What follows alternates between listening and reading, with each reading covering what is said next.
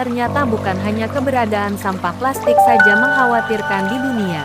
Sampah berupa sisa makanan atau bahan makanan juga patut mendapat sorotan. Masalahnya selain pada distribusi makanan yang kurang berjalan dengan baik, sehingga bahan makanan tidak dapat dikonsumsi setelah sampai ke tempat tujuan. Kebiasaan menyisakan makanan dan tidak menghabiskannya juga menjadi penyumbang sampah dengan jumlah besar.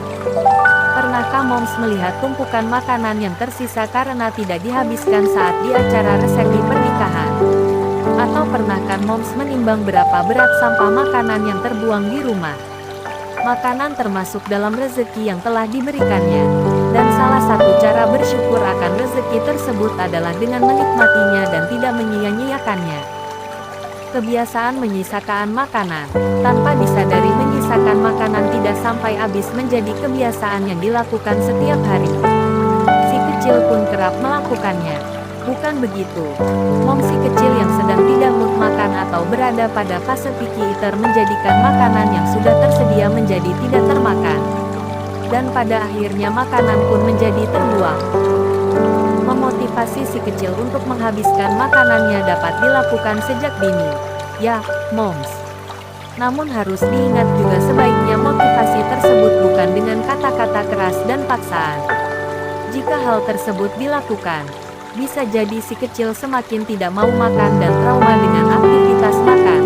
Satu cara ampuh yang bisa dilakukan adalah masak sesuai porsi sehari-hari si kecil dan berikanlah makanan di piring dengan tidak berlebihan.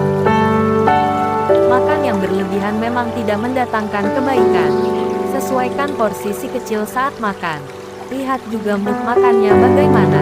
Lebih baik makanan di piring habis kemudian tambah lagi jika kurang, daripada makanan yang tersisa di piring. Dali tidak menghabiskan makanan karena sudah kenyang. Ketika si kecil tidak menghabiskan makanannya karena sudah merasa kenyang, apa yang harus dilakukan? Memang dilema.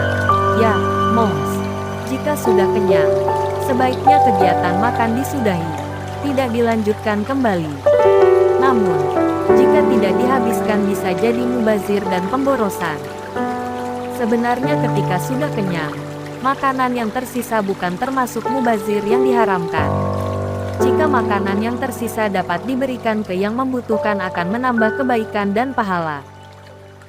Dalam sebuah khutbah, Umar bin Khattab pernah mengatakan, jauhilah kekenyangan karena sesungguhnya kekenyangan itu menyebabkan malas untuk salat dan bahkan badan malah menjadi sakit.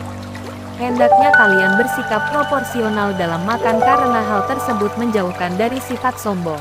Lebih sehat bagi badan dan lebih kuat untuk beribadah. Karena itulah, untuk menghindari rasa kenyang sebelum makanan si kecil habis, memerhatikan porsi makannya memang sangat penting. Ya, Moms.